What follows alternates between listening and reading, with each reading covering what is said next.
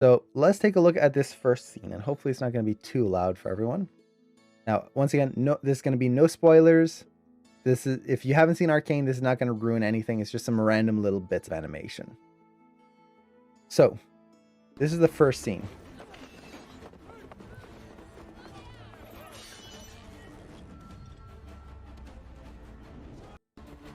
There you go. Just a run. It's just the characters running across the screen, and that's about it. You can almost say it's mostly a run cycle. But my God, was it beautifully animated. That is just wonderful to look at. When I first saw this scene, I think my jaw dropped. And for many, many different reasons. One, beautiful cinematography. Even just the start here, they're starting with a Dutch angle to the camera. So a Dutch angle, for anyone who doesn't know, is the camera is not horizontal. It's not perfectly straight. It's at an angle. And oh, we've got a camera. There we go. We've got an angle right here, which is creating this feeling of, what's the right word? It's not so much dread, but the world isn't right. Something is wrong here. And in this case, everything is going wrong for the characters. They're being chased. They're running. That is not a normal everyday activity. So putting this at an angle here really helps to sell that and make things feel, even without kind of telling the story, we get that something's wrong. Something has not gone the way they planned.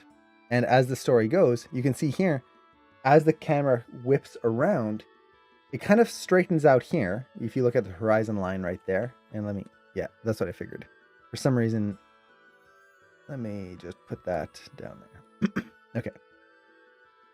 So it straightens out, but then as it goes, you can see that, missed that line right there. There you go. It's at an angle again. It's not straightening out and just going perfectly straight. There's that wave of the camera.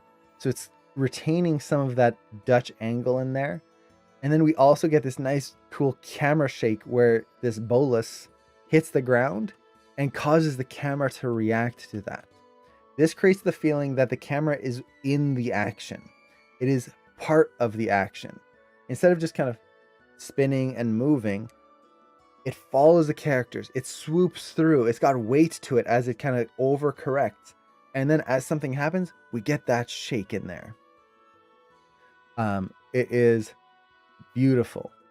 So good. And this is, when you're thinking of a camera, cameras are not just there to sit and film a scene and just, that's it. They're just there for being there.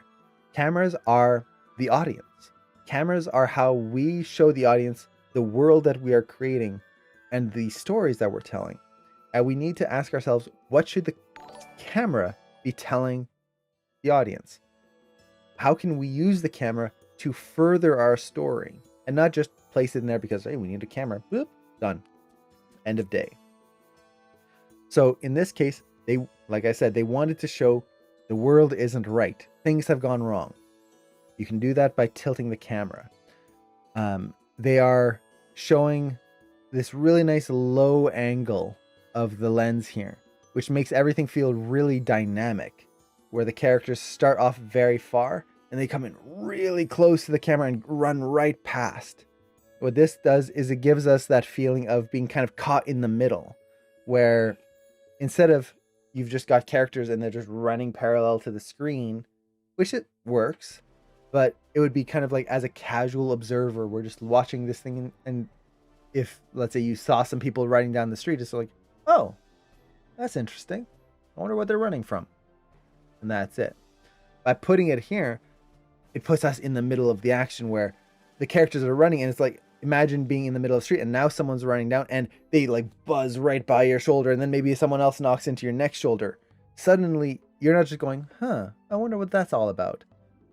You are in the action. You are reacting and trying to dodge out of the way. It makes it much more intense here. It scales up that connection we have to the characters in a really cool way, which they didn't have to do, but they thought about it and they made that choice.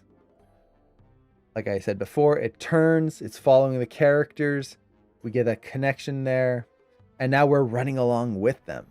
It's just a really cool choice that they did. And thinking through how they want the audience to feel through this moment. And how they want the characters in the scene to feel in this moment. So always think of your camera work.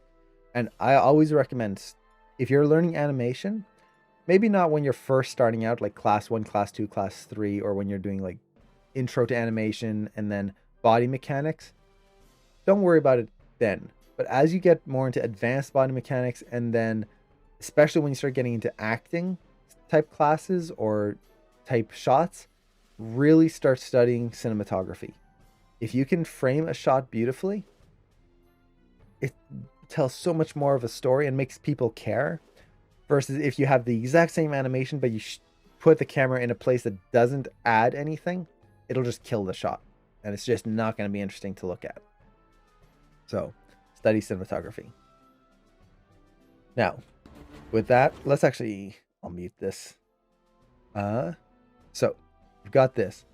The next thing, this is the part that really kind of made my jaw drop. The fact that they were putting this amount of detail in here. Is that you've got 4 characters in this, and every single one of them runs differently. They did not just copy a run cycle and paste it on each one. Every single character has a unique way of running. Not only that, you can tell their personality by the way they run. They didn't just go, okay, I need a run. This character is going to have wide steps. Done. End of day. No, they thought of who this character is, why would they run the way they run, how would they even react to the stairs, how does each character go down the stairs in a unique way. And that is key, especially for anyone here who's going to be doing a pantomime assignment or a character assignment. Character walks for anyone who's in class 1 right now. Character walks are not walks that just look funny. For example, a common walk that I see are zombie walks and cowboy walks. Now, is that bad? No. A cowboy walk is fun. A zombie walk is fun. It looks interesting. But who is the cowboy? A cowboy is just a title. What kind of cowboy are they? Are they the Lone Ranger who's been walking through the desert for maybe 2 weeks? And they finally found a town, and so their feet are dragging through the dirt? Are they the big bad guy who's just flaunting across the town and got these wide steps because he's the king of the castle here and he owns the town? Is it the cowboy who's maybe headed to the noose, so he's got these like shuffling steps that he knows this is like he doesn't have much time left and he's just trying to drag it out however he can, or maybe looking for an escape? There's all these stories we can tell on who this character is. And that's just like the larger stories. What if we start going even further? Are they nervous? Are they timid? Are they exuberant? Are they happy? Are they sad? That's a personality walk. You think of who the character is, what they're feeling at the time. That's where you can really start to push your shots into new and really cool ways. And this goes for any acting choice, not just walks, anything. Try to think of who your character is and how you can use that to sell the scene and make it unique. So let's kind of break this down here, kind of the broad motions. So you've got these 4 characters. And once again, by the way they come down the stairs, you can tell what kind of people they are. We've got this first character, V. She runs down the stairs, and you can see by her pose, she is very forward. She is in control here. This is someone like you could almost see like an Olympic runner, just like sprinting all out. She has training. She knows what she's doing. She's in control. She has this little hop right here. I'm going to break this down, the animation parts of it a little bit more. But she has this hop where she anticipates down and flings herself beautifully across and jumps across all of the steps. She doesn't touch a single step. That helps to tell that she's okay with taking risks. She's not scared of danger, of tripping on the stairs or breaking her ankle when she lands. She has control. And by the way she jumps here, we can see that it's not just a wild, like, hope for the best, a leap of faith. No, she feels in control, which makes it feel like she's done this before. We have this other character. He runs up, jumps on a rail, and we get that beautiful hang time right here. Jumps on a rail, slides across, and uses that little end right here to leap off and go through. Once again, not touching any stairs. He is much more kind of wild. His motions are very wide. Look at this pose here. He's just all splayed out. He doesn't have that control that she has. At no point does she have this big, wide, splayed out. Here, everything's leading right down to where she's going. That whole line of action right there, even the secondary line, is leading down into that leg. With him, you've got kind of a line going through here, a line going there, a line going here. It's just kind of like, just hope for the best. Whee! And that's fine, because that's a little bit of his character. He from previous scenes, he's a little bit more, for lack of a better term, showboaty, where he wants to be a little bit of the center of attention.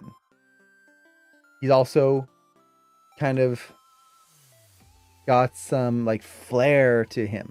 He's going to do something because it's going to look cool, because that makes him feel better. That's a little bit of his character. So what better way than to slide down a rail? Like, it's like people who slide over the hood of the car. You could have run across the car, but it's so much cooler when you slide across the hood. Milo is great. I love Milo. He has very much Junkrat vibes for anyone who's played Overwatch. Like a young Junkrat. And I love that. Junkrat's my favorite character in Overwatch. Yeah, he's got this kind of exuberance to him. And they used that. They didn't go, okay, he's going to run down the stairs and run down the stairs. How can this character run down the stairs? How can they do something in a way that is unique to everyone else? Now, we go over. Let's actually look at this guy first here. Now, this guy, big steps. He is the tank of the group. You can see just by the way he's running. He is not veering. Everyone else has these big arcs. V jumps across. Him jumps up and then jumps over again. Big arcing motions. They are very much in control. And oops, let's see. There we go. I apologize that things keep popping up on screen. My shortcuts are not quite working today. There we go. So they have very much these really beautiful organic arcs to the way they move. This guy runs through and he just goes right down the stairs. Straight line. You get a little anticipation here where he jumps and skips like 3 or 4 steps, but no deviation. This shows that he's not scared. He's just running as fast as he can, straight line, he's barreling through. Once again, using a little bit of his character. This person, if you've seen the show, and again, this is not any spoilers, he is practical. He does things because they have to be done. He's a, how to best put it? He has that feeling of someone who's super trustworthy and will like just do his best to do it right without like being fancy and without flourish and without trying to be like have all the attention on me and look at me, I'm gonna do it. No, he just does it because it needs to be done and he's gonna do it. And you see that in his run where it's like no nonsense. He's just getting away. He's going. And they're selling the weight of the character with the arm swings. Big arm swings. Now, you have Powder, the blue-haired girl. And Blue Shell, thanks so much for the sub. I really appreciate that. Thanks so much. Aw, thank you. So you have Powder, who's running in through here. And you can see, unlike the others, right at the start, she's not paying attention. Everyone else is looking straight ahead, where they're running. Straight ahead. Straight ahead. The guy in the back, straight ahead. Her, she's looking off to the side, probably behind them, looking at who is chasing them. She's worried about that. We can already see just by that she's a little bit nervous in comparison to the others. Doesn't mean she's incompetent or in any way like that, but there's a nervousness to her. Just by this initial few frames of animation. She's running, and we see her head turn, and oh, there's the stairs, there's a jump. And she's not prepared for it, compared to everyone else who just takes it in stride. And as she comes up here, you can see how she runs, and suddenly she stops running forward, but starts to come back, which is being more careful. She's trying to keep her balance as she's going down these steps, and she's only going down these steps like 2 at a time, instead of everyone else who's just skipping them entirely, or like 3 or 4 at a time. And even as she lands here, her landing is not... It's not perfect. She lands and there's a stumble here. Once again, right through there, we can see that she's not used to this. This is not something that she does every day compared to everyone else who seems to be pretty good at it. They might make a little mistake here, a slip there, but this is something they've done before. Even in just the way her hand opens up right here. That's a beautiful little touch where if you're nervous, you're going to have more of these like, oh, shoot, and like little motions, versus if you're in control, just keep going. Like this guy over here. You see no change in him. He's just kind of keeps going. So there's all of these little choices that they are doing. Now we could break them down and like go into each one individually if people want. But honestly, like just think of your characters. Think of how you can push this idea. And if this was a script, you would have 4 characters run down the stairs. You could break it down into Vi runs down the stairs, Milo runs down the stairs, Powder runs down the stairs. Great. You're explaining that they're all running down the stairs. But how is that telling us who they are? How does that tell us how they did it? As animators, that's our job. The script and the storyboard, depending on the level of detail in the storyboard, is going to show us what they are doing. Yeah, they're going down the stairs. But how did they do it?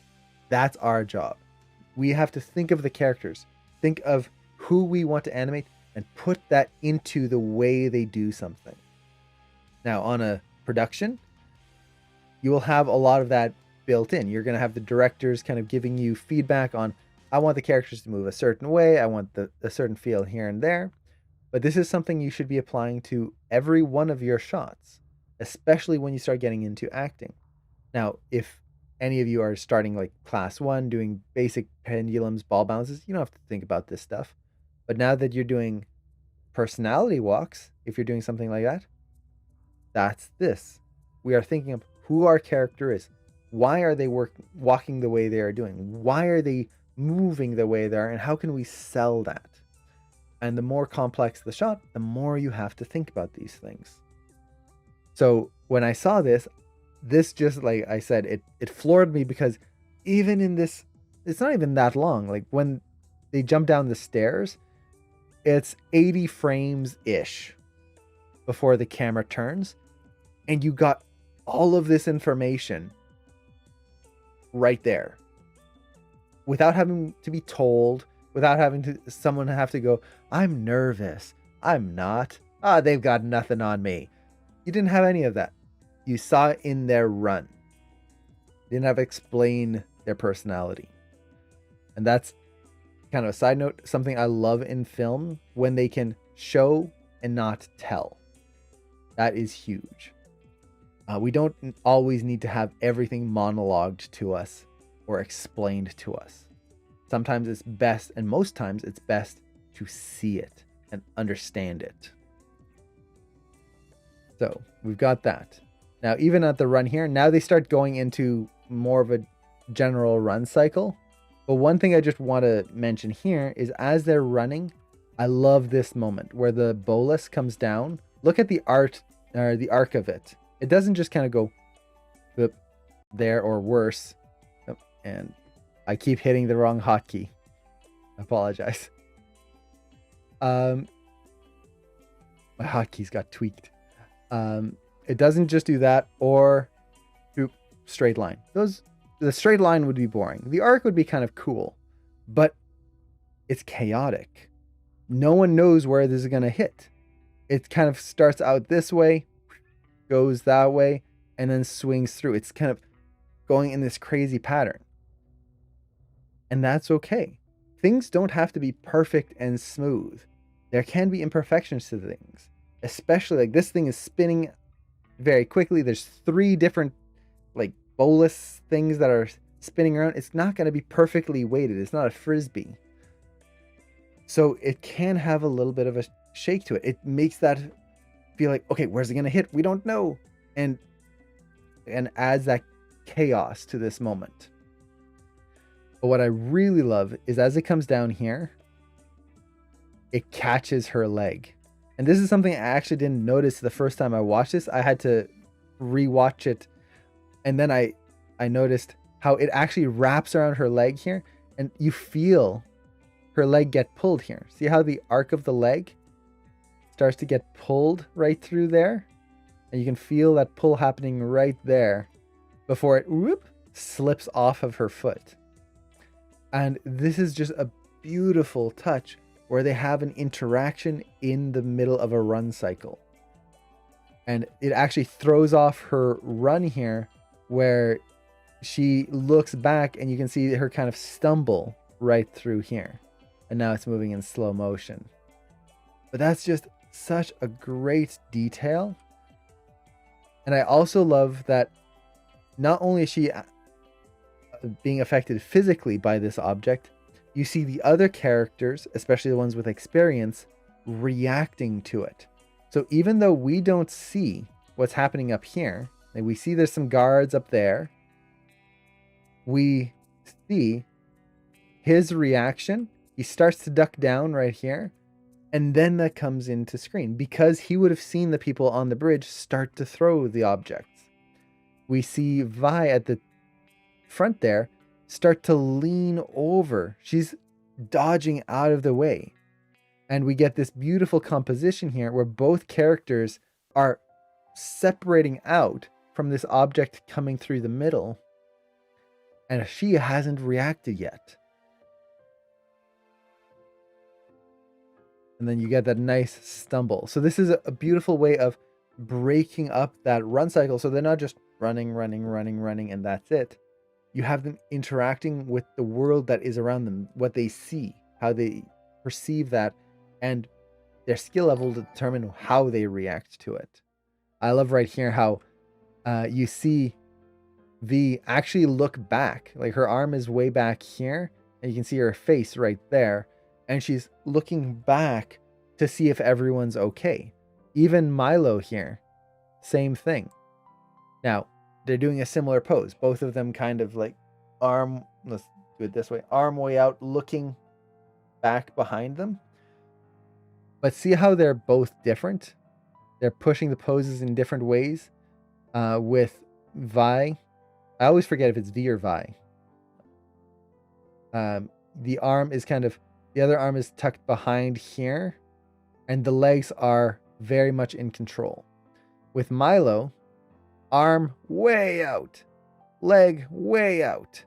He's got much more of a chaotic stumble. Violet. Yeah, that would make sense if it was Vi. But you can see that much more chaotic pose to him. So they're making sure that both characters aren't just mirroring each other. And that's not to say that she isn't stumbling. She's definitely got that weight of the backpack, and you can see it twisting her body around here. But once again, she's much more in control than any of the others. So We've got the cinematography. We've got the characters that they're throwing in here and making sure that they really pay attention to in this shot. So let's dive in again and let's break down a few of the motions. Why do they work? We'll start with the in my opinion, one of the coolest motions is the actual jump here that Vi does. You've got this run cycle at the beginning. Great motion. One thing I love about the run cycle is how much they are holding the extremes. Oh, and actually, this is a good question. How do you animate slow-mo? Because it happens a few times in the show. So right here, there's slow motion. Characters are moving slowly. What you don't do is you don't animate the scene at normal speed and then slow it down and call it a day. That's not going to work. If you do that, things are just going to look very bad. Very, very bad. So what it is you can use that as your main blocking. So you animate the scene, slow it down, and then you have to block in all the breakdowns for that slow-mo. Because everything has to be clear. The arcs in every moment, the finger motions, all the things that you can't see at real speed have to be put in manually. So in terms of shooting reference, you can shoot reference with really high frame rates and then study that.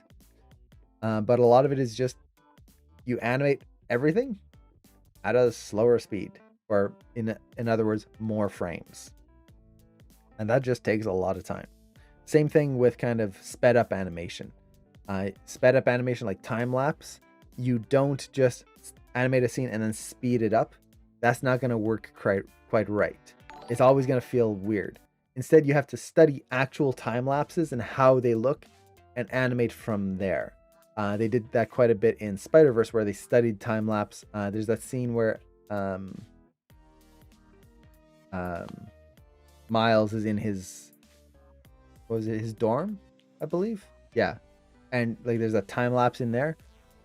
They studied the actual motion of time lapse. The animator actually filmed himself and made a time lapse of it and then studied that. So just shooting reference of him sitting at his desk for many, many minutes, just doing something, and then seeing how that looks like sped up into a time lapse form. Yeah, Big Hero 6 has some great ones as well. So it's not just a matter of speeding things up or slowing things down. There's a lot of animation that goes into making these, and a lot of studying slow motion, studying actual sped up footage and time lapse footage. But yeah, it's probably animated on ones or close to, just to get all the details in there. Now, looking at Vi here, I was mentioning earlier about how I love how they're holding extremes. This is something that I see a lot, or let me put it this way. I see a lot of mistakes in this with student work, is that when you're animating runs, a lot of motions tend to just kind of move like this, where there's no really holds. Things just go forward and back, forward and back, forward and back, and there's no favoring of anything. So favoring in animation, for anyone who doesn't know, is when you hold a pose a little longer, hold towards a pose a little longer. So instead of 1, 2, 3, 1, 2, 3, 1, 2, 3, 1, 2, 3, you don't have that. You have 1, 2, 3, 1, 2, 3, 1, 2, 3, and you can see how I move quickly in the middle. Hold a pose, 1, 2, 3, 1, 2, 3, and you get that more visual look to it. Now you can push it to different variations depending on the style you want, but if you kind of watch, let's just say her elbow right here, we'll focus on this. It moves really quick, holds in the front, holds 1, 2, 3, and then it's just holding here, holding a little bit of motion, 1, 2, 3. So it's not like you're just freezing. She's not just going hold, hold, hold, hold, hold, hold. It's over, and then over, and then over. And that adds a lot of visual contrast as well as clarity. if we see motion, especially when it's fast and it's doing this in constant motion, it's hard to focus on anything. It's just bland. If we go, we feel those extremes. We feel each pose, and it feels dynamic, and we can read it. So yeah, exactly like a pendulum. You don't have a pendulum swing and it's just going 1, 2, 3, 1, 2, 3, 1, 2, 3. It has that 1, 2, 3, 1, 2, 3, 1, 2, 3. And you get that hold on the extremes. Same principle. Again, when you learn these principles when you're first starting out, there's a reason. They're very important. So yeah, it's something that I love in these runs. They're not pushing us to an extreme that is like, let's say, Hotel Transylvania style cartoony, but they are using that to add clarity to the motions. Now, there's a question out of curiosity. Can we get a shot reviewed at the end of the stream? It'll depend on how long I do the review for. I do have a lot of work today, so I might not be able to get to look at people's work today. Cameron and I will try to have some time tomorrow, though, for the Saturday stream. But if we have time today, I'd be happy to take a look at it. So as she comes through here, let's kind of just focus on breaking this down in terms of motion. If we break it down to its simplest form, most motions you can kind of think of as a bouncing ball. So as she's coming through, I'm going to go every 2 frames here. We have this sphere that goes through, kind of hops very subtly. Let's see if this is going to show. Yeah, you can see it's almost linear, but there's this kind of this little bit of a wave to it. And then you get this. This is the anticipation before the jump. She's angling down, ease in, pushes out. Now, her push here, this is one of those things that I always try to emphasize to students. Try not to reverse a line. So when you have a line go in this way and then go out the same way, that does not look good in most cases. Now, if you look at this, well, that's what she's doing. She's just reversing the line. No. If we keep going here, let's go there. I'm just going to do a little bit more. Go there. Go there. So this right here, this is just a bouncing ball principle with the camera like way down where the ball is coming towards us. So bouncing ball principle applies everywhere. But if we look at the arc, there's 2 things that are happening. One, she's coming in with a shallow arc, and then she's leaving with a much more extreme arc that's going up here. So it's not repeating the same line. She's not doing 1, 2, and going the same way. The second thing is if we look at it frame by frame right here, let's zoom in. You can feel that arc isn't just kind of doing this V shape. It's actually rounding out very slightly. There's momentum in her hips, where her hips are coming through, stopping, and going out just a little bit. So you get that whoop, roundness right there. Oop, and I did again. Hit the wrong hotkey. I apologize. It's not supposed to happen that way. See, this is what happens when you get used to hitting the undo button. When suddenly something else takes over, you're in a lot of trouble. So we've got that momentum in her hips. It's pushing through. And that makes that whole motion, even though it is technically a very sharp motion, still read clearly.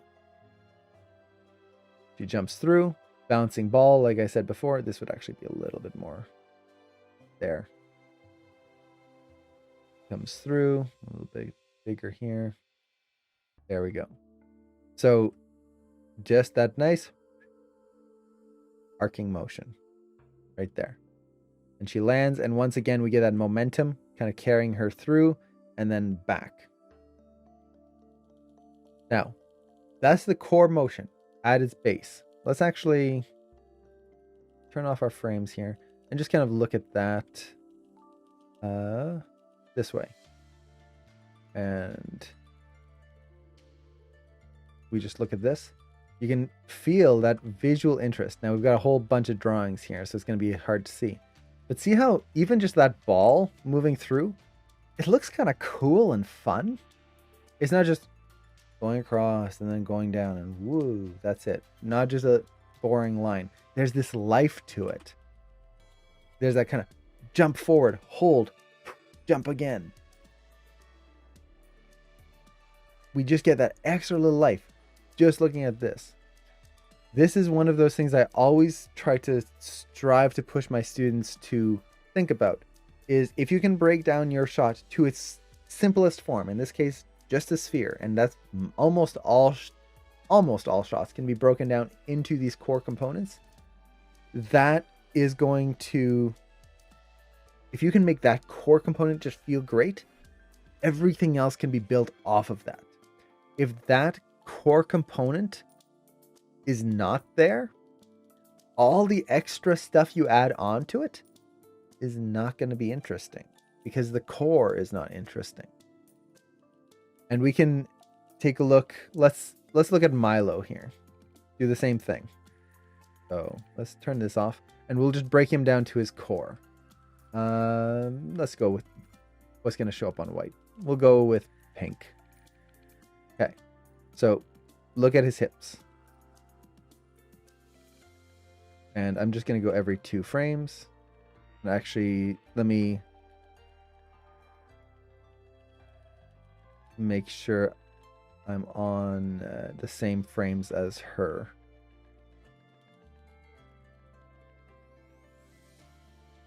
Okay. So he pulls himself up. He's doing this big jump. Great line of action in the leg here, by the way. Look at that. Beautiful line. He comes up. Bouncing ball principle. He's just got this nice hang time. He comes down. They're exaggerating that spacing. See if we kind of watch the spacing here, frame by frame, how suddenly he speeds up right there. That's okay.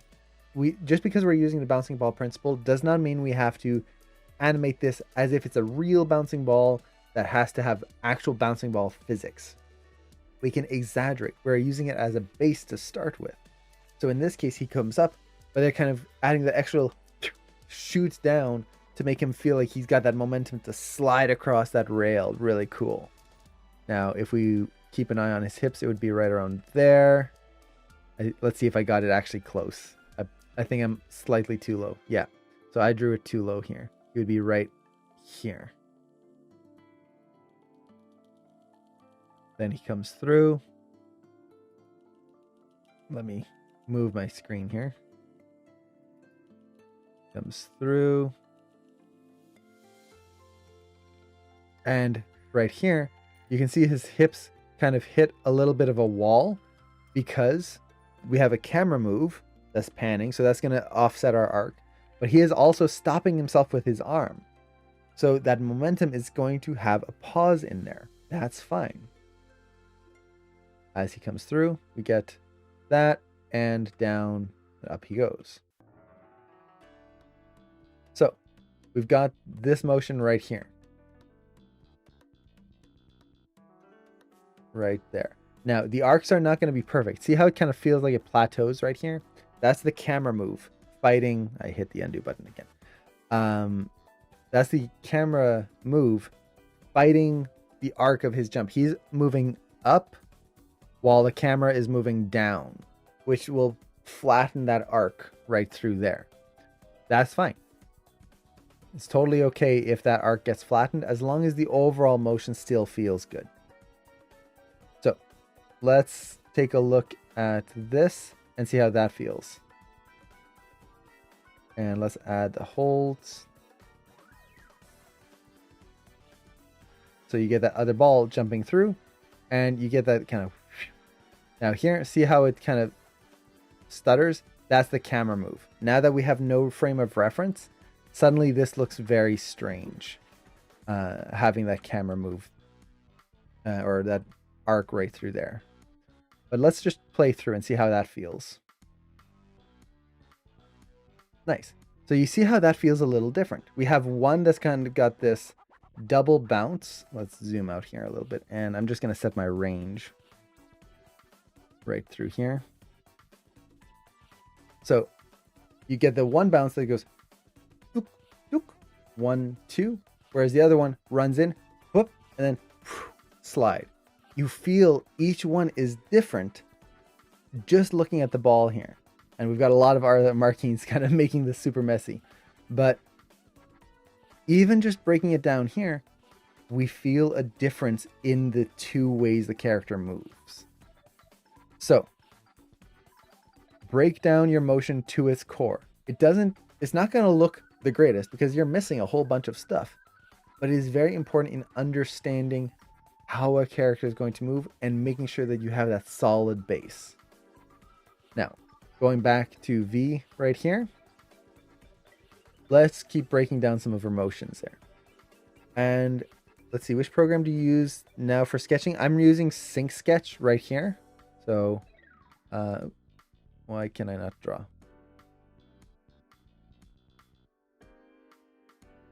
I've got the eraser. That would do it. So right now I'm using Sync Sketch.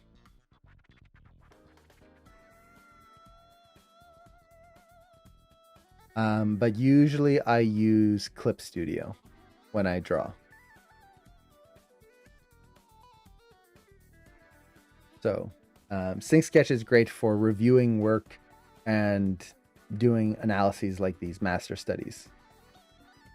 Highly recommend. Plus it's free. You just have to upload your clips to it and you're good. So let's clear that out here. And let's go through. So she jumps through. Let's just look at this jump here and this anticipation. She goes through. You've got this nice straight going through the leg here. Now, part of this pose that could feel really dead and kind of boring is if you just look at it here, there's not much momentum in the pose. See how the hips are right in the center of both feet. This is something I try to avoid in most cases because especially if you're just looking at the hips here, it doesn't look interesting. But yet it does in this case. Why? Because they are considering the whole body. If you have a character that's just hips and legs, this would be a boring pose. That's not what this character is. What they're doing is that they're pushing the entire body here over to the side. Look at how far her head is in comparison to the hips. Way off.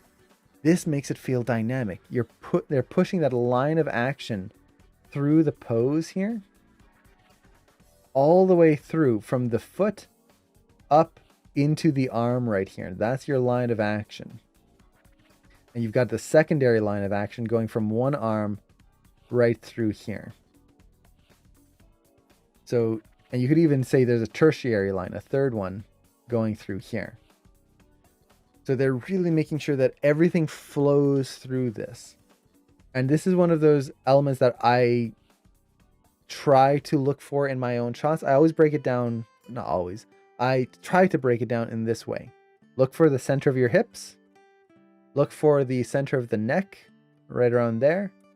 Then the center of the head, kind of the mass of the head. So it's not the forehead, but the center of the head, right around there. If your pose has all of these lined up horizontally or vertically, it's going to be boring. And this happens all the time. Our brains are kind of wired to try and line things up for most people. So, for example, this is going to be really crude drawing here. You'll have the head there, and the body, you can push, let's say, a really nice contrapposto in the body here. So the character is kind of standing something like this, and it's, ooh, nice and dynamic. But if you look at the centers, center, center, center. See how they're almost perfectly in line right there? That's boring. Now, if a character is just supposed to be standing there, that's okay. But if they were running, so let's take these legs here and have this character like running away, it's boring. Everything's lining up and we don't have any visual interest, even though technically we have the line of action. Technically, it's got all the elements, contrapposto, all of this stuff.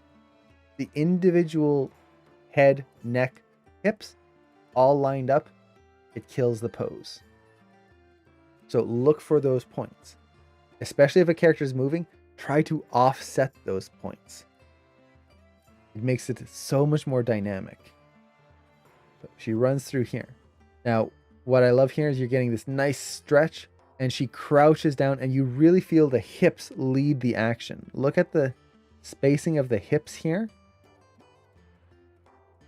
There's going to be so many drawings, one on top of the other. So the spacing of the hips here versus the spacing of her head. We're going to look at this point right here. You can see not that low. The hair actually goes up a little bit because it fluffs. It's got that little overlap. So you got that nice contrasting motion where the hips are leading the action. The head and upper body drag. You're also leading a little bit with this elbow. So she's leading with her arms before her body, breaking up that action. That's beautiful. As she comes down, she gets into this beautiful squash pose. We talked about this on the last analysis. Exaggerate your squash and stretch poses. When she's crouching down here, they're not just pushing her a little bit, a tiny little bit. No, that knee is almost to her ankle. She is squashed down a lot. Her head is almost to her waistline. Her chin is just a little bit above her belt right there. There's a huge amount of squash right here. And that makes it really dynamic and makes the next jump so much more interesting. As she goes through, they're adding twist to the body. Twist is one of those things that so many people tend to miss out on their shots, but it adds so much. We don't just bend forward and back, side to side. We twist as we move.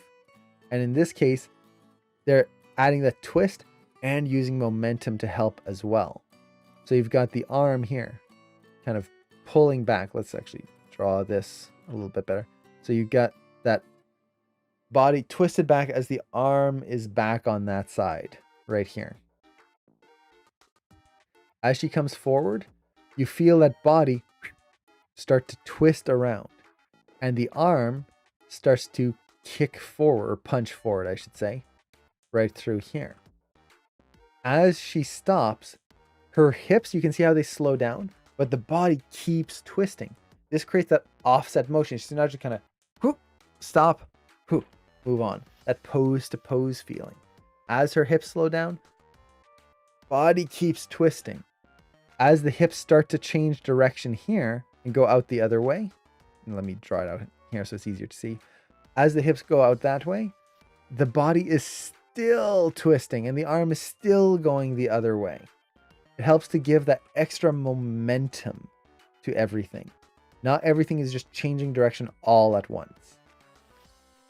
Now, as she goes through here, this is something I just love. The way the hand here goes back, goes up, nice beautiful arc right there. And then look at that beautiful hand pose. Let me clear out the drawing there. Look at that. How her hand just pops open and swings through. Now, this is another thing that I love. Look at the spacing here. The hand comes out. You get a little bit of a pop right there in the hand. And then look at how far that arm goes. And then right there.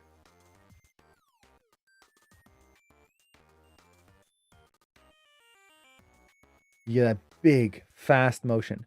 She brings her arm from way behind to in front of her in, if we count this as the start right here, and this as the end, we've got start, 1, 2, end. Very fast. 2 frames of motion between before her hand is in front of her. How did they make that read so well? Well, they just made sure that it all flowed together. If you look at, let's turn on this. Look at the breakdowns. At no point is it disconnected. You can draw a straight line from this point all the way through right there. It leads the eye. At no point do you have like an arm pose over here and then the next one over here and just this empty space in between. That would create a pop. We wouldn't be able to track that. Instead, everything drags. Even the fingers here drag back to where they were before. So it lets our eyes catch up and follow this motion. So it's leading the audience's eye. And this is just an example of spacing and timing can be extremely fast. One of the biggest hurdles as animators is really understanding this. Most student work tends to be very slow. Very, very slow. Because we're basing things off of reference and then kind of pushing it a little bit, but not realizing just how fast we can push it. You can go crazy fast with these things. As long as you design the motion correctly, it will read and it'll read beautifully. Let's see. Do they select when to add motion blur or they just leave the program to do it? Typically, motion blur is calculated by a program. There will be times when stylistically you can tone down the motion blur for one scene versus another. Just like in real life, you can tone down motion blur. So for example, on my camera right here, because of the webcam I have, I can actually factor in how much motion blur I want on my camera. Right now, you can see if I do this, there's a little bit of motion blur. If I change some settings, I can't do it right now without moving the camera. I could make it so that there's no motion blur whatsoever. The shutter speed is so fast that you'd be able to see the hand no matter what I'm doing super clearly. I could also tone it down, so just a small move like that would have me be blurred halfway across the screen. So just like a real camera, we can do that in CG. Now, usually, you don't want to change that mid-scene because that kind of creates a break because it creates the feeling that the camera is fake. So you will design the motion blur and how much you want motion blur per scene.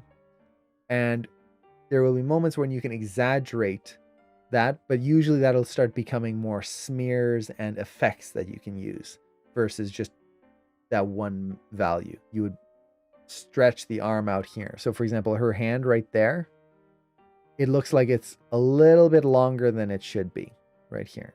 Even this hand, look at it. This is the edge of her glove here. That's the edge of her hand. That's a very long hand compared to here to here. You can see that difference in length right there. So they're just stretching her to make up that difference and vary it up for when they need to.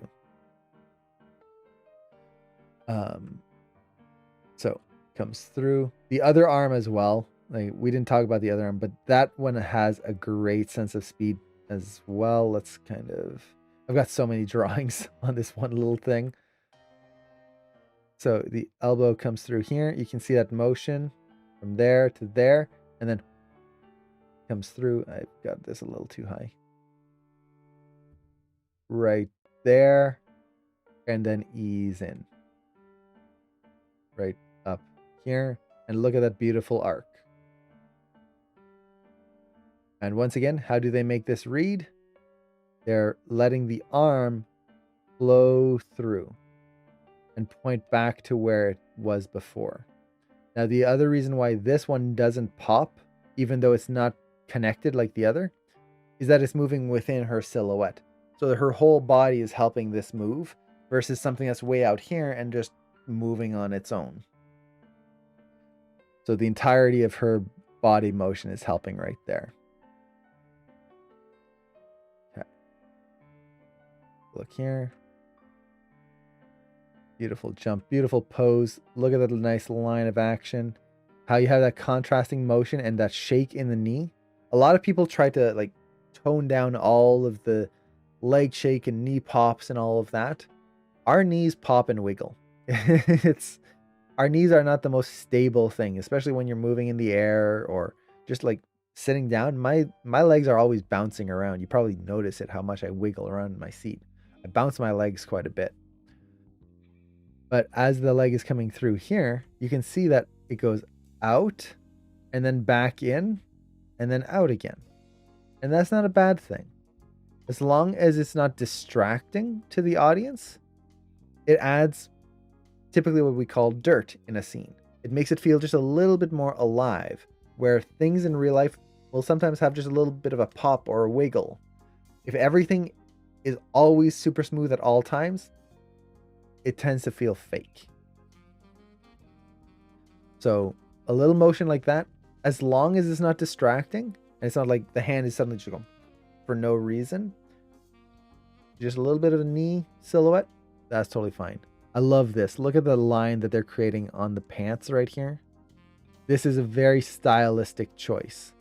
Really making sure that the character has a clean silhouette right through the leg right here. Look at that inside leg. Beautifully smooth. Even the outside leg. Simple. When you're dealing with rigs, especially it's this line here because of the butt of the rigs, usually you have to be very careful how this ends up looking. It's for most rigs, if you don't sculpt the pose and try to really stylize it, you're almost always going to end up with kind of a line here and then kind of a line there and then like that. And there's kind of this weird flatness to it. So instead of a nice smooth line here, you'd have that and then that and then that. That's not interesting. Try to smooth that line out. And you can see it here how you can kind of see that a little bit of a dip right there where it starts to flatten. They're still trying to smooth it out and create this nice clean line. It doesn't have to be perfectly like a one line, but make sure that it's not this weird jagged zigzag.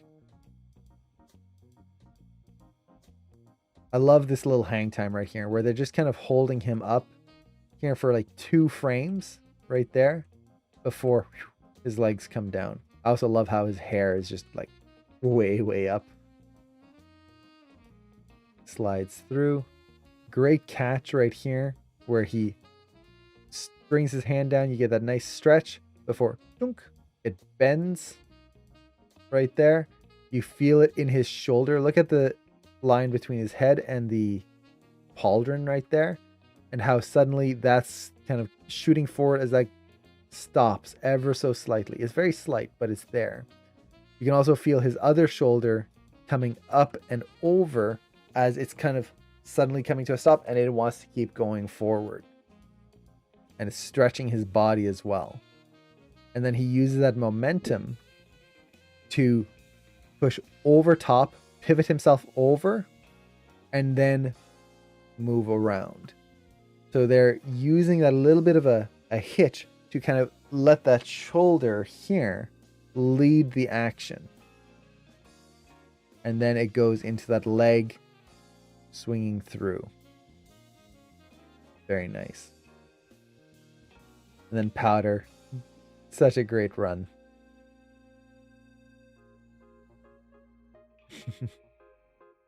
Great reversal in the pose.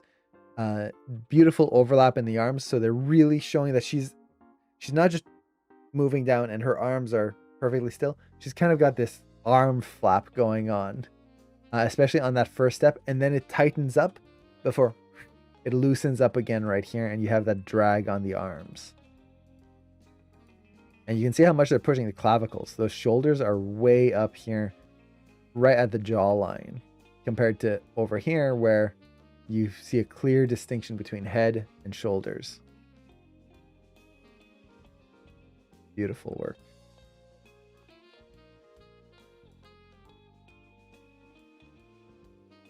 Now, another thing I wanted to mention here, was it on this one? It might be the next one. One thing I'll just mention this here, we'll see if it's in the next one more in detail, is the footwork of the characters. They really push a lot of detail in the way the feet push off the ground and slide and adjust. It's not just sticky. And this is something we talked about a lot last stream, where feet just kind of stick and then don't move. So one thing I love here is that you're getting just a tiny little bit of slip on the feet right here because they are on a smooth stone and their shoes just kind of look like basic leather. So there's not going to be a ton of grip there. But they're also pushing the spacing where the heel doesn't just come up evenly and slowly. Look at the spacing. It goes from there to there and then wham, right there. Now, that can feel a little odd at times. You notice how there's a little pause right there in that spacing. Normally, you try to avoid that for most walks. In this case, it creates a stylistic hold before it shoots up. And you can see here, they're avoiding that right there. So you don't want to do it too often or else the feet will start to feel sticky in the sense that they're pushing up, pause, lift, pushing up, pause, lift. But you can use it once in a while, especially on a bigger motion, to suddenly make something feel a little poppier or a little different. It breaks up the monotony of same thing, same thing, same thing, same thing. And it's essentially, if you think of, I always use a lever for this example because that's the way it was taught to me. Think of like a character pulling a lever. You can have it just go ease out, pull the lever. That works. Or you can have a character pull the lever, ease out, it gets stuck, and then pull. So it sticks just a little bit. So you get a 1-2 motion versus just ease out, done. That's essentially what you're doing. You're adding a little hitch in that moment. Once again, if that happens all the time, it gets boring. If you sprinkle it in here and there, it adds visual interest. Now, do I know the animator's name of this scene? Unfortunately not. I would love, if anyone knows who animated these scenes, I would love to just know and be able to say, great job, because these scenes are breathtaking. The whole show, honestly, is just, it is an animator's dream. Like, this show is just, it hasn't left my mind since I watched it. It's just so good. I just keep thinking back on all the great moments in the whole thing. The whole team, the animators, compositors, the writers, everyone on this team did an amazing job. Do you animate every character running the scene? So for something like this, typically every studio is a little different, but in something like this, you'd probably animate the whole scene because you have to make everyone work together and create a composition. And this is actually something that we can talk about a little bit in the next scene here, is thinking of that composition. So, so normally you animate all the characters. The only difference would be the crowd. So let's actually go back here. So for example, this guy right here, that would probably be animated by another animator. The people on the side of the street, other animator. The guards on top, probably another animator. Potentially. It's hard to say. They're not in there for that long. But everyone on the side streets would most likely be the crowd animators. And then the main animator for the scene would animate all the kids. So let's take a quick look at this last scene, and then I'll probably have to get going because I do have work to get through. I know we're not getting through a lot of scenes super quickly, but hopefully you're enjoying the deep dive breakdown versus the kind of quick little breakdowns. If you would prefer like to go through more scenes a little bit more quickly and just highlight a few things instead of like every detail, let me know. I wouldn't mind doing that if you prefer. So let's take a quick look at this scene and then we'll point out some things, but mostly it's going to be about composition. So good.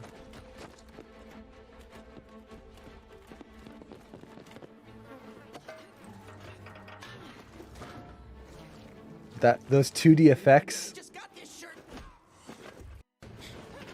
Those 2D effects in this film, the dust, the smoke, the goop on that train, all of it is just, every time I see it, it's like, that is beautiful. These 2D effects animators are masters. They are so good. So let's see. You think after a while you'll look at more spoilery scenes? maybe. We might look at a few like moments that are really well animated but don't spoil anything, but from later episodes. Sorry, there's a moth or something suddenly flew into my office here. Yeah, so we might do that later. We'll see. I know there's a few scenes in later episodes that I definitely want to look at because they're just so good. So good. But I do want to try and avoid spoilers as much as possible. So, looking at this scene, there's a few things that I want to talk about. One, once again, the camera. You've got this nice Dutch angle. Is at an angle right there. The whole scene is tilted. Once again, gives that feeling of chaos and that things aren't in control in this scene. As they move, you have the camera following the characters here. The character goes to turn. She's looking over. She's starting to turn. And then the camera follows through. So they're waiting for the character to react to the turn before going in. And yes, these fights are amazing. Everyone's shots so good. So we get that motion right here. Beautiful, once again, fundamental fundamental motion of the character. So if we kind of break down, we're just going to track the head this time. You can track the head, the hips. Usually I like to track the hips, but let's actually get rid of this and just track that. You get a little bit of a hold right here before she suddenly starts to zip right across. And then she's off screen over here. So if we break this down, let's actually go right to the beginning.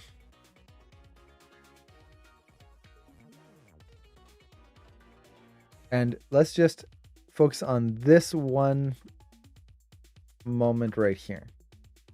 So let's add a frame hold and just watch the timing and spacing of this motion. We just did this on 2s, but let's go through. That's a lot of fast motion. Let's just look at the head now. Look how interesting that is. Even if it's just the head, you get that kind of hold, out. It feels dynamic. It's fun to look at just this one motion. And you can see the arcs in it very clearly, how it arcs down, up, and then down again. The core motion of just the head is interesting. As animators, we should be looking at the core motion. This actually goes to anything, honestly. For example, sculpting. I do sculpting on the side when I get a chance. I like sculpting. One of the core things with sculpting is that you don't want to start adding all of the tiny details on a character right away. All the pores, all the wrinkles, all of that stuff.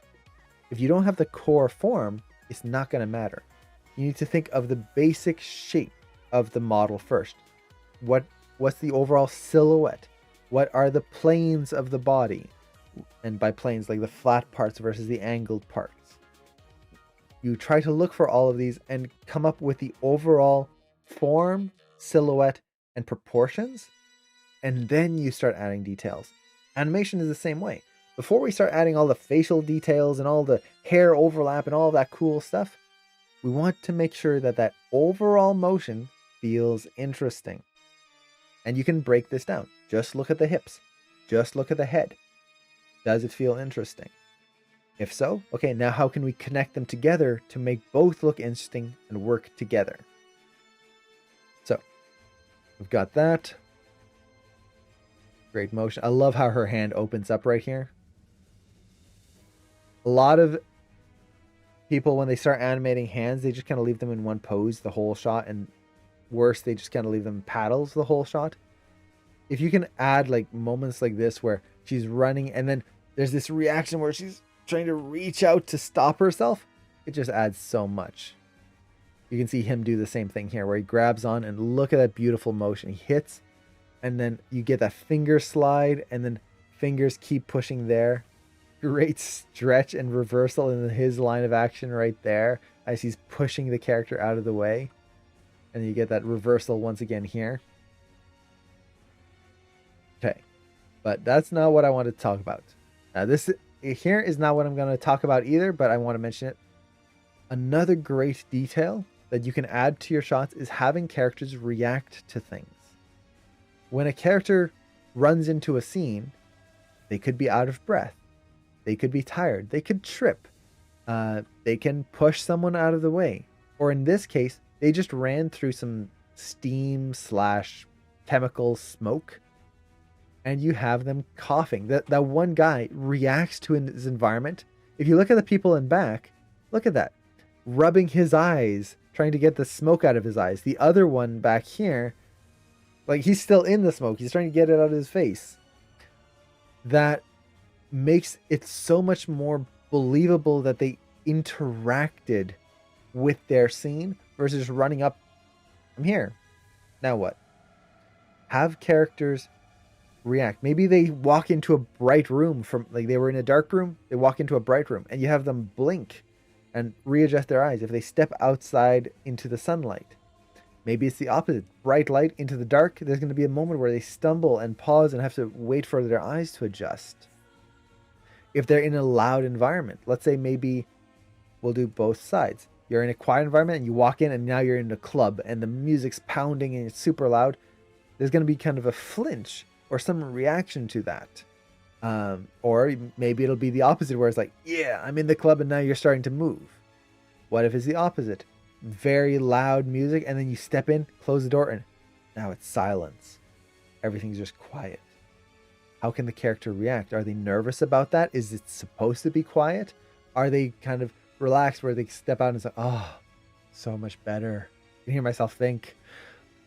You let them react to their environments in some way. It doesn't have to be big. It doesn't have to be like a big showy, look at me, I'm outside now.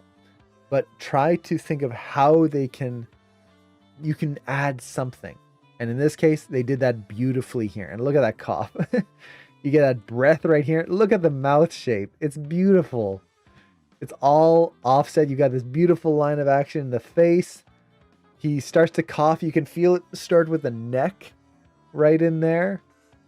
And the whole face just kind of squinches in right there before relaxing. You can even feel it right here, how the cheeks are so much more puffed up compared to right after, where it's nice and straight.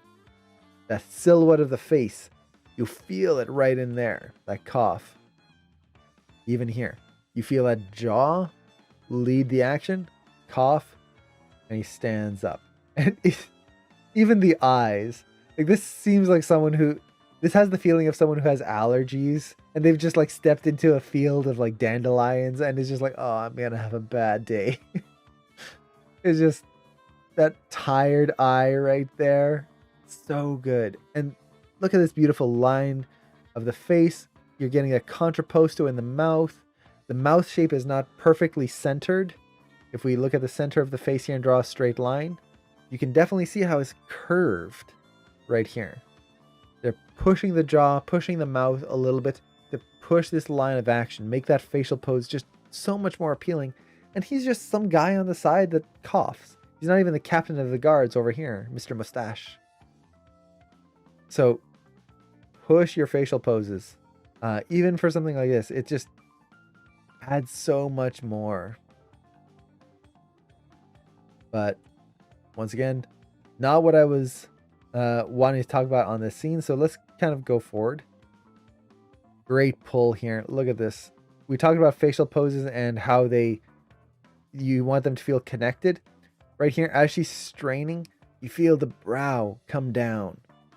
As that's happening, you feel the lower lid come up as the whole eye area is squinting down. As she's pulling, there's this slight motion of the teeth. It's very hard to see, but if you kind of look at this gap right here, you can feel the teeth kind of, she's got her teeth clenched and she's grinding her teeth just a hair. It's subtle motions. You don't want to feel, or you don't want to see it. You don't want to always see motions, but you want to feel them. It creates this connected feeling. You can feel the nostril here pulling up as she's squinting here. You're getting that squint muscle right there, pulling up, which angles her nose slightly. All of these things making that face feel believable in the motion that she's doing. Okay. But once again, not what I want to talk about. What I want to talk about is this scene. This scene, when I first saw it,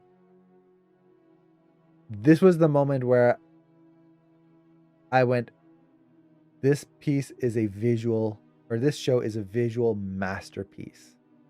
Because when you pause this scene, it looks like a piece of concept art.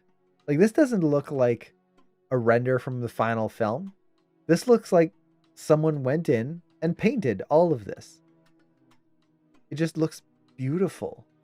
Like, this would be something I see on the wall of the studio, and like, oh, this is the lighting that we wanted for this scene, and we wanted this kind of composition. It's stunning. It's absolutely stunning.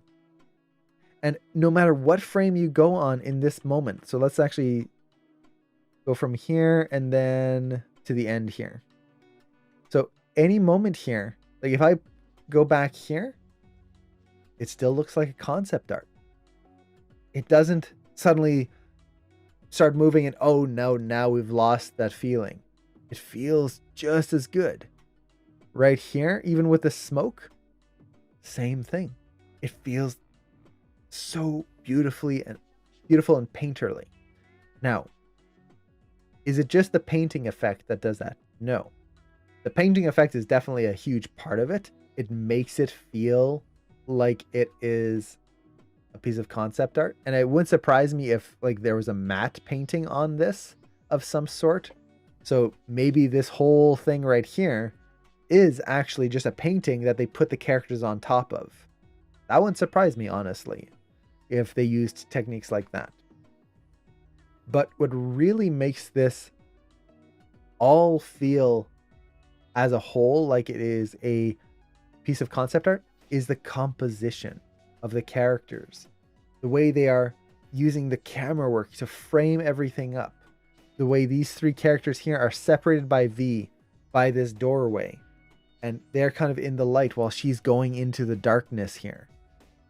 You've got this line of the characters that help us direct our eye right through everyone. The composition of the characters themselves. You have this guy, his line of action is going this way. The other one is going over here, framing powder in the middle. So we have this kind of separation between one and the other three, along with the doorway here. It creates this beautiful Renaissance-esque feeling to this painting where they are not just thinking of characters standing, put them there. They're thinking of, how is this going to tell a story? How can we shape the poses to make the characters feel like a work of art? And to me, that is beautiful. I love that so much. Even here, once she pulls this out, we have this beautiful composition where her pose kind of leads in here towards them, and all of them kind of react to her. See how it all kind of, if we kind of close this up here, all the lines lead back to her and her line leads back to them. That's cool. It's something they didn't have to do. They could have just thrown characters into the scene, put them there, and then done. Hey, and they can react and done. Yay, job done. Someone put thought into this. Someone really paid attention to their composition, their lines, the way everyone gets lined up. Like even here at the end, how everyone is kind of evenly spaced right there. That's a conscious choice. They're not just randomly spaced. But it still makes this beautiful arc all the way through. And they're not just perfectly like tall, and evenly spaced this way. Their heads are evenly spaced, but the negative space between their bodies are not. Very close here, very far there, very close lower down here. You've got negative space up here, lots over here, negative space down here. The negative space is all creating this beautiful composition. Let's see, who in the production would make a decision like this? It could be a lot of people. It could be the lead animator. It could be the storyboard artist or the concept artist. Whoever came up with the original idea of this scene could have like posed out the characters in this beautiful way, and the animator just tried to strive to keep to that vision. It might have been the animator who went, no, maybe I can push this a little bit more. It's hard to say without actually looking at like behind the scenes production stuff. It could be anyone along the line. My guess would be somewhere along the storyboard, like concept portion of it. That's when this decision would have started coming through, and then probably added in as it goes and refined as it goes. So I just wanted to talk about that because I just love this scene. This is the moment where it's like, this show is unlike anything I've seen before. There were moments before as well, but this one is like, oh yeah, I love it. And it never went down. The 2D effects right here, that's just really cool. The mixing of CG and 2D like that is just fantastic. And you can see it's animated on 2s, whereas the characters are animated on 1s, and yet it still works great. Great weight shift right through there. I love this kick. How you just have her, it's not even kicking, like she's literally shoving him down. And once again, beautiful composition. You have her line of action going through and pushing down on him right there. And then you have these two kind of on their own, kind of creating this shape to the side. So it creates this nice delineation. It's very clear what's happening, and they're not overlapping in weird ways. And when the scene ends, I just love this pose. Like, look at how far they're leading with the hips here. It's so good. And then the head is like way down. They didn't just have her stand straight, boring, meh. No, they really pushed that line of action. And it helps, once again, kind of delineate from these two characters and then her separated from the two. So, yeah, I just wanted to do a quick look at this because I love the scene. I love this show. I love this whole show. If I could do an analysis of every single shot, I don't think there would be anyone that I would go, but no, this one wasn't. There's some mistakes here. No, these are masterpieces. These are so good. The whole team did amazing work on all of this. See the let's see. I'm gonna just catch up with the chat here. I think we need an Arcane art book. Yes, please. I would love that. An art book as well as a making of. I want to see a making of. There's a few like behind the scenes type videos on YouTube, but nothing that really goes into what I want to see. Like, I want to see the whole process. It's just so good. Let's see. And then the mix of 2D and 3D in this show is really astonishing. It is. It's beautiful. It really, really is. So I think with that, we can probably call it here. I could gush on this a lot more, but honestly, it's going to be a lot more of the same notes. And Cameron and I are planning on doing a few more scenes tomorrow for tomorrow's stream. We were supposed to do them today, but there's a few scenes we wanted to do together because we both have some notes on them that we want to share.